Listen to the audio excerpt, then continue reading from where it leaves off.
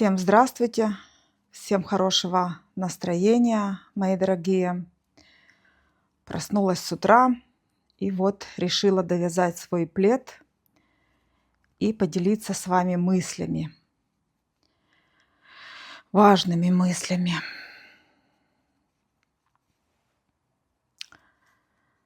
Когда-то я в Сочи жила, где-то около 2 месяцев, когда Маркус был еще маленький. И там познакомилась с женщиной, которая занималась историей, профессиональный историк. Вот она мне в компьютере, в ноутбуке, на котором она работала, показала такое письмо. Там был перевод. Это письмо было в военное время, 41-45 год, с лагеря, где держали пленных, мужчин, женщин. И вот писали Гитлеру такой отчет. Дословно я не смогу передать, но примерно он так звучит. Мы проверили всех женщин 18 лет, и все они девственницы. Эту страну не победить. О чем было это письмо? Это письмо было о том, что сильная нравственная нация, где нравственные женщины, там сильный род, сильные мужчины, сильные сыновья, хорошие семьи. И помните, как наши раньше бабушки одевались? На фотографиях видно платочки, прикрытые кофточки, рукава прикрытые, все. Нравственные, умеющие любить, которые ждали своих мужчин. Помните? Видимо, поставили такой план, как это я называю, слуги сатаны. Поставили такой план слуги сатаны, и в 80-е годы это все началось. Началась сексуальная революция. Моду поменяли, короткие юбки, открытые топики. Если ты так не одет, ты не модный, ты ничего собой не представляешь, ты отстающий. В данный момент я говорю о женщинах. Ты отстающая, ты не продвинутая, ничего. Это все было направлено на то, чтобы нанести такой удар. Нанести удар по чести, по достоинству нашей нации, наших семей, наших детей. Если вы поедете в любую из наших стран и начнете общаться с молодежью, они вам объяснят, что если девушка 16 лет и у нее еще не было парней, то она отстающая. Она отстающая, непродвинутая, и над ней, скорее всего, будут все смеяться. То есть большой парадокс, большое проклятие в том, что то, что считалось ценностью, великим достоинством, сейчас считается чем-то ужасным, чем-то таким непонятным, непродвинутым, немодным. А что может быть еще более модное, чем нравственность, чем чистота, чем духовность? Вот что может быть еще более нравственнее? Ничего. И вот так вот потихонечку, начиная с 80-х годов, Мадонна там начала зажигать, начали нам фильмы толкать, американские фильмы, наши страны, где разврат, где насилие, где доступный секс. Если ты сексуальная, ты прикольная. Если ты не сексуальная, ты не прикольная. Начали нам делать подмену ценностей.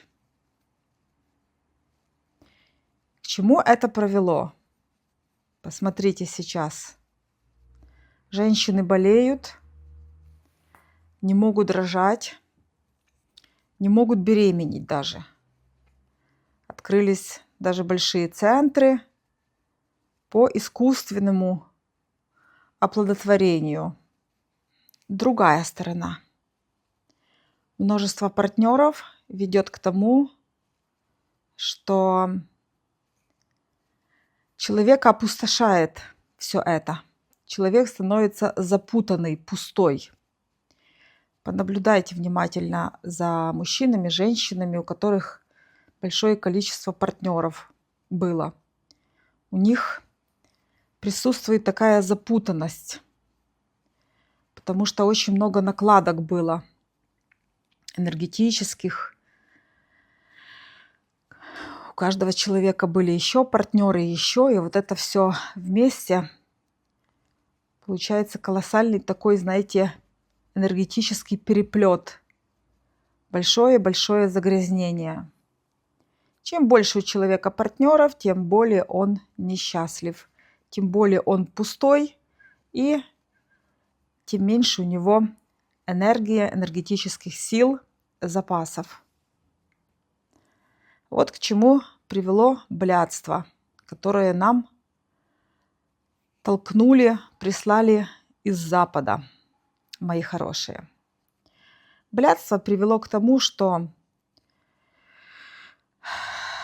институт семьи развалился, женщины слабые, женский алкоголизм, потому что нету счастья. Таким образом рождаются непонятные мужчины.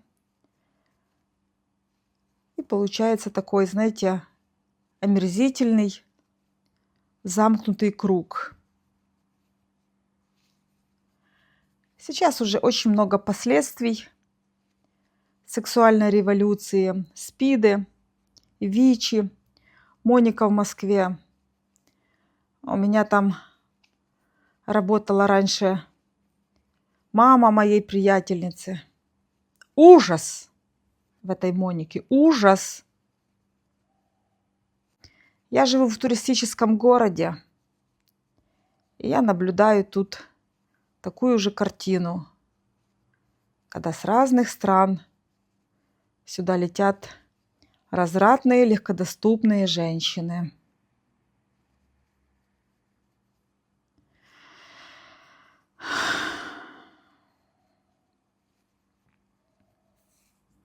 Вот такие у меня сегодня мысли с утра. Вот таким образом можно уничтожать человечество. Теперь уже, знаете, уже все не то. Все не то. Раньше умели любить как-то больше. Были преданные, семьи были. Ждали друг друга, уважали. Сейчас уже все. Нету ничего. На кнопочку нажал.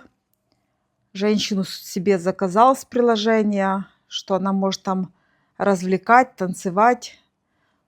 Можно ее пригласить домой, сексом заняться. Все. Не надо ни добиваться, ни ухаживать. Можно просто нажать кнопочку. Все доступно. Все доступно. Также и женщина может просто написать кому-то, и все. И она получит все включено.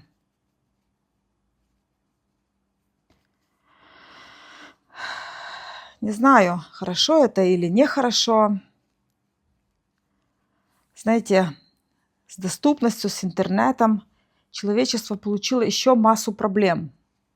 Психологические проблемы, проблемы в отношениях, проблемы с детьми. Плюс к этому еще и вакцинации разные. Почему так много детей аутистов сейчас? Почему? Одна из причин – это вакцинации. Никому здоровые дети не нужны. Никому. Здоровые люди не нужны. Дети будут болеть, будут покупать лекарства. Это все больной ребенок. Вы будете участвовать в большом фармакологическом бизнесе. Несколько прививок, и до конца жизни вы уже постоянный покупатель в аптеках. Не только в аптеках, потом больницы, все такое. Вот как можно разделаться с людьми. С людьми можно разделаться другими методами, гуманными. Внести разврат. Вот. Как это толкать? Толкать это через масс-медиа, через фильмы, через концерты, через всякие шоу. Оголяйтесь, раздевайтесь. Ходите в трусах, полуголые. Больше разврата, больше болезней, всяких серьезных. Больше будете тратить деньги на лекарства. Ну и, если что, уйдете туда, где большинство тоже. Быстрее. Не мешать, не занимать территорию на земле. Есть же такая тенденция, что слишком много людей, да? Ну вот. Можно же от людей избавиться разными способами. Загнать всех в большие города и развлекать там концертами, всякими выступлениями.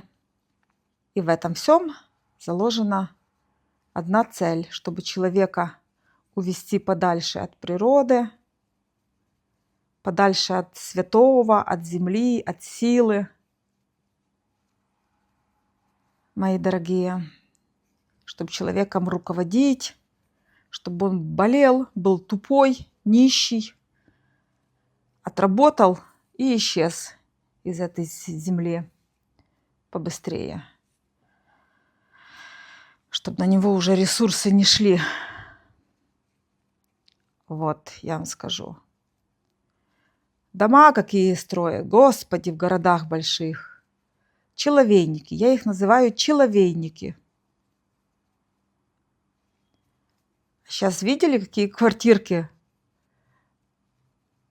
В Москве у меня подруга занимается недвижимостью. Какие малюсенькие квартирки продают, делают.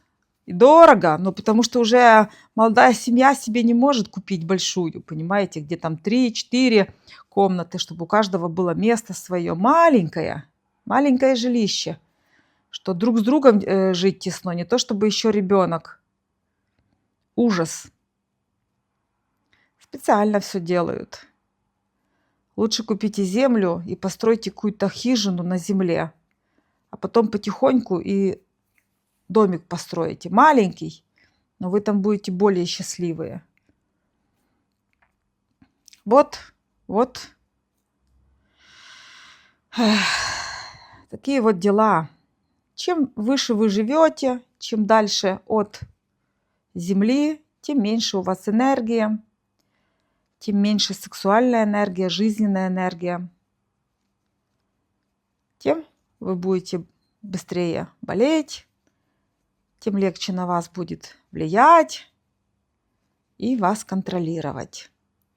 Контроль. Ключевое слово. Контроль. Потому что человечеством хотят контролировать. Обязательно надо контролировать. Обязательно засовывать нам через телевизор, о чем мы должны думать, как мы должны себя вести, как мы должны себя одевать. Вот. Что мы должны делать в жизни. Какое кофе мы должны пить, что мы должны курить или не курить. Курить, скорее всего. алкоголь, пиво. Все вот это направлено на медленное, спокойное такое, знаете, добровольное вот, уничтожение здоровья, психики, жизни. Ну вот с такими серьезными мыслями я сегодня проснулась, мои дорогие. Вяжу свое одеялко. Нет, не одеялко, плед. Люблю очень творчество, очень люблю вязаные вещи. Я когда вяжу, я еще лучше думаю. И решила вот это все сказать вам. Что-то так печально, начинаешь это все думать, что маленький ребенок рождается, он еще не может ничего никак противостоять взрослым. Его вакцинируют. Прививки 1, 2, 3, 4, там какой-то есть между ними пробел. Иммунная система у ребенка сильная от природы. А кому нужны сильные, здоровые люди? Нужны бараны, стадо, больное стадо, которым легко управлять. Вот, я вам скажу. Поэтому я хочу поехать жить где-то, знаете, ближе к лесу, к деревне, жить на земле, ходить по траве, слушать пение птиц.